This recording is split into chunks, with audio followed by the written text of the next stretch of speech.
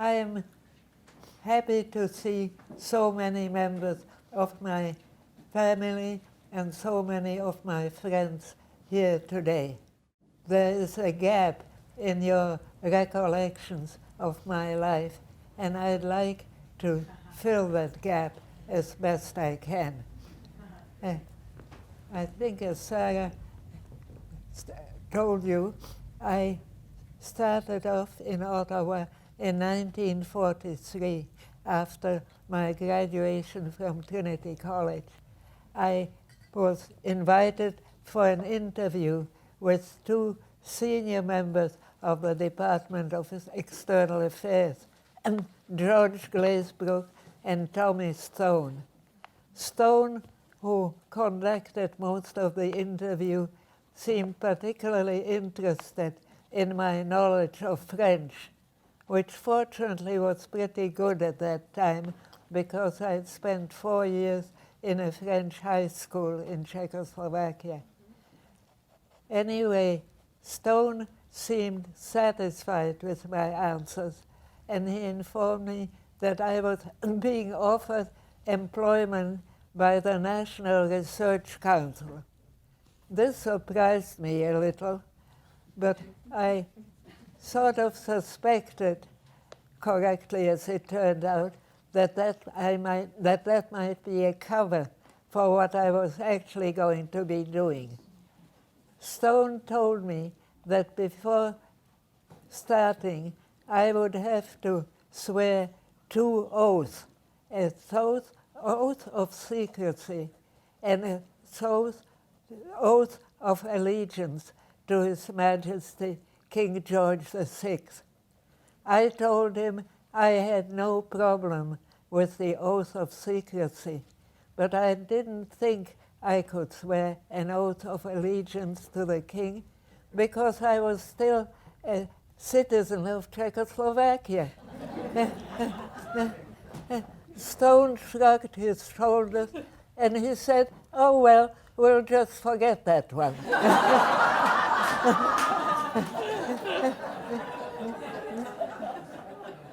So next thing I knew, I was working in a large building on Laurier Avenue within a stone's throw of the home of the Prime Minister, Mackenzie King. The building on Laurier Avenue was the home of the examination unit, and the first floor in the building was devoted to French communications. The department was headed by 2 professors who had been recruited from the University of Toronto, Gilbert Robertson, a mathematician, and Dana Rouillard, a French specialist. Together, they taught me how to decode the messages that came in from the various units. I don't remember the details of the mechanics of decoding, though I do recall that I was told that I should look for certain sequences of numbers which occurred in most of the messages, and that I should translate those into common words in the French language. So I did that, and it was quite enjoyable. I thought it was a little bit like tackling a crossword puzzle. The atmosphere at the examination unit was very relaxed. I felt more like a colleague than an employee. Anytime we were not overly busy, we looked out the window and we watched the Prime Minister walking his dog. There was no security, no apparent bodyguard, just an elderly man walking his dog. On the second floor of the examination unit was the office of Mary Oliver, who was in charge of administration. The fact that she was the sister of a senior deputy minister may have had something to do with her appointment. But fact was that she was very efficient and extremely popular with all the staff. She was particularly fond of me, and she invited me to spend Sunday luncheons with her at her apartment. Another guest at those luncheons was Lois Ray, the wife of the distinguished diplomat Saul Ray, who was overseas by then. I had met Lois before in England when I was at boarding school with her sister, and she invited me to spend my Easter holidays with her family in London. I remember distinctly her saying to me, "You will meet my attractive older sister and her Canadian fiancé." The Canadian fiancé turned out to be Saul Ray, and he was the first Canadian I ever met. Mary Oliver also introduced me to Herbert Norman, who was head of the Japanese section of the examination unit on the third floor. I liked Herbert Norman enormously. He spoke fluent Japanese, having been born in Japan of Canadian parents and schooled in Japan. He seemed interested in my background, and I was fascinated by his description of life in Japan, so we had some wonderful conversations. He introduced me to his wife, and when my mother came to visit me in Ottawa, they invited us for dinner, which was very nice. Outside the examination unit, I met a number of people, including the military attaché of the Czechoslovak embassy in Ottawa. He said to me one day, "If you had any information that might be of interest to the Czechoslovak government in exile, surely you would share it with me." I laughed and I said, "I have no such information." And I changed the subject. He also introduced me to his counterpart in the Soviet embassy.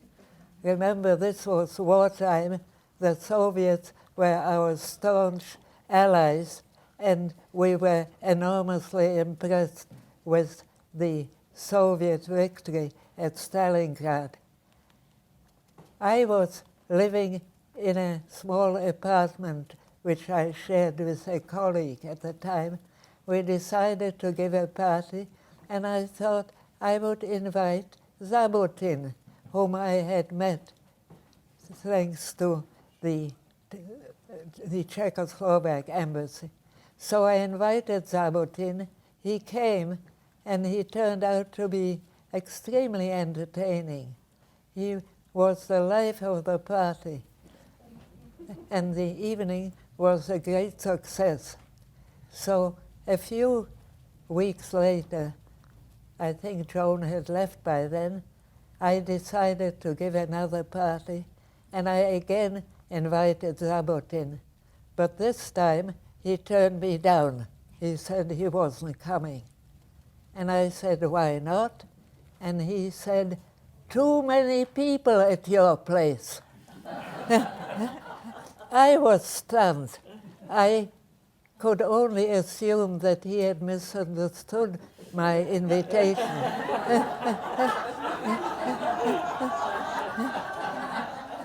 but I didn't ask him what he meant. A few months later, Ottawa made international headlines with the defection of a Soviet cyber clerk by the name of, what was his name? Igor Gouzenko, who defected with a number of incriminating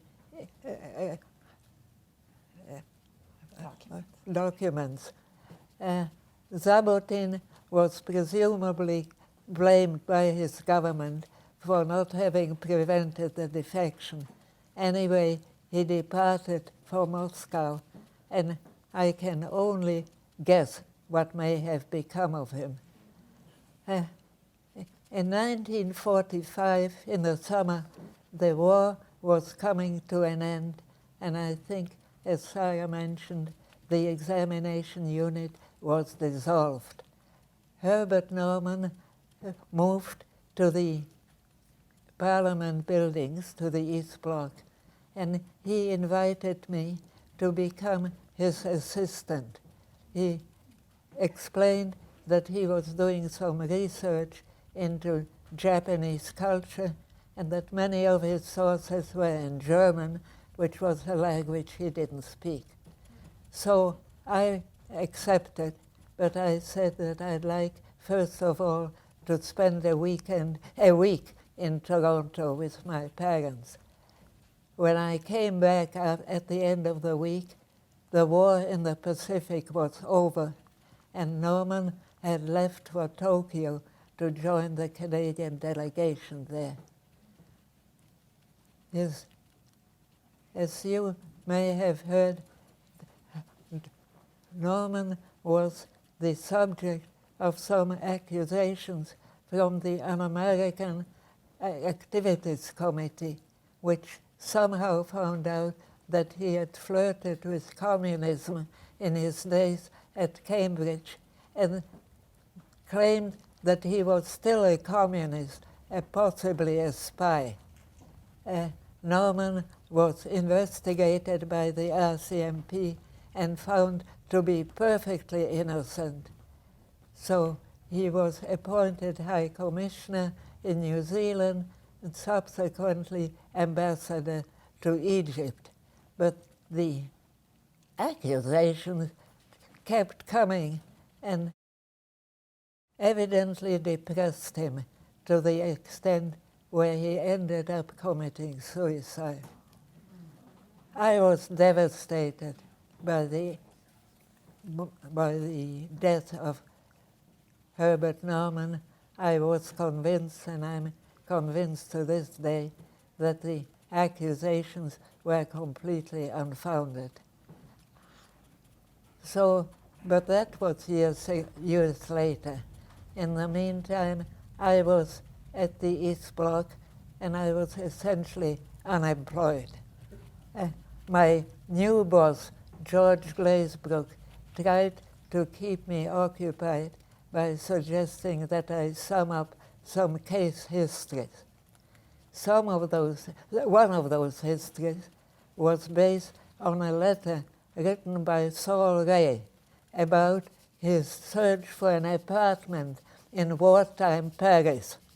Evidently, he first went to see an apartment whose owner, a lady of uncertain age, told him that his bed would be equipped with black silk sheets. He declined. He went to see another apartment and was appalled to find that its tenants were members of the Chinese delegation in Paris. He had visions of a diplomatic incident if the Chinese thought that Canada was trying to evict them from their apartment. So Saul Ray decided to pretend that he was a plumber. He then made a rapid exit. I didn't hear the outcome of his search, which I assume was successful. I was beginning to realize that my tenure at External Affairs was not going to last very long. There didn't seem to be a job for me. And so after a while, we came to also I might say that I had met my husband by then, and there were other things on my mind. And so External Affairs and I came to a peaceful parting.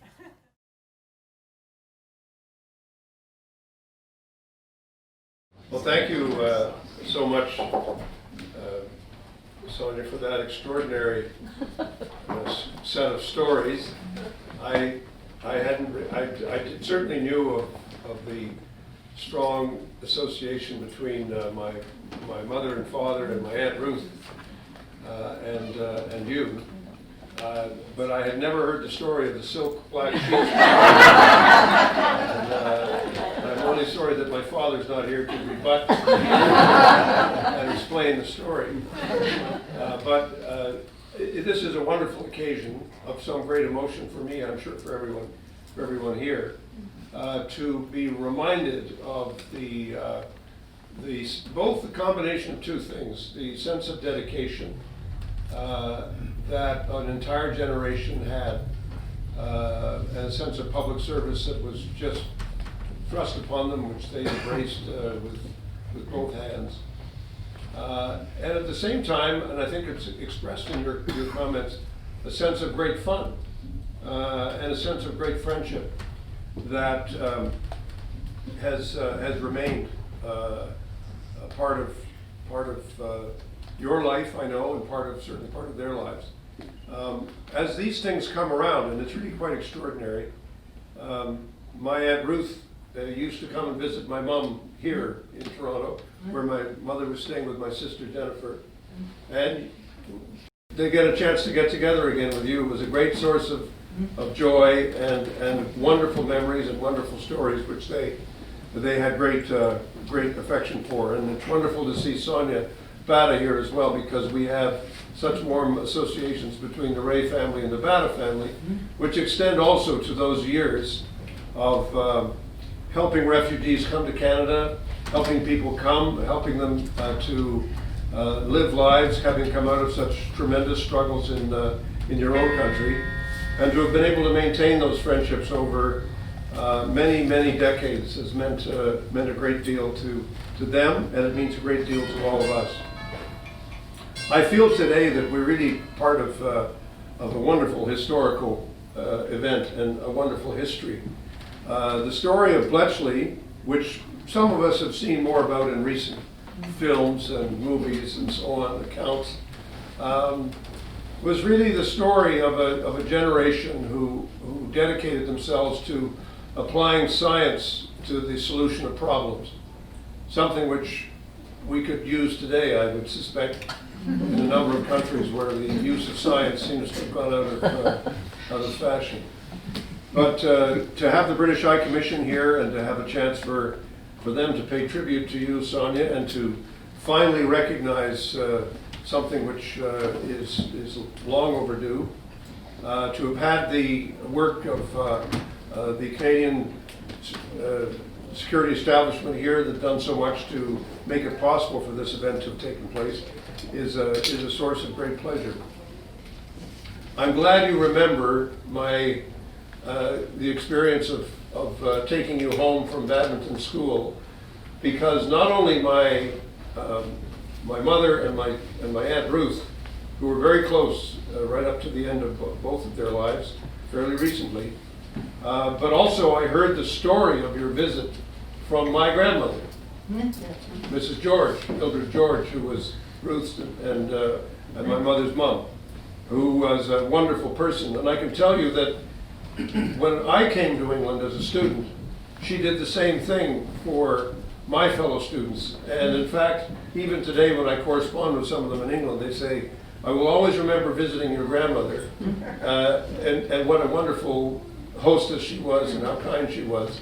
So to be reminded of her is very special because, again, it's connecting to that past and to that wonderful generation of people who gave so much and who lived such strong lives.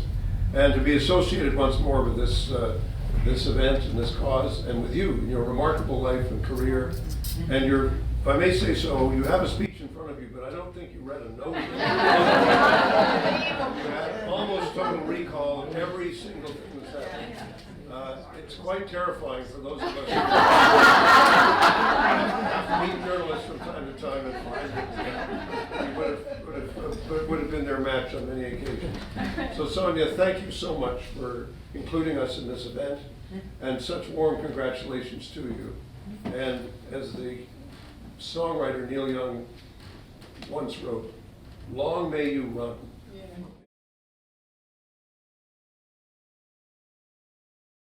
What a privilege it is for me to be here with you, Sonja, and how many threads link our life together.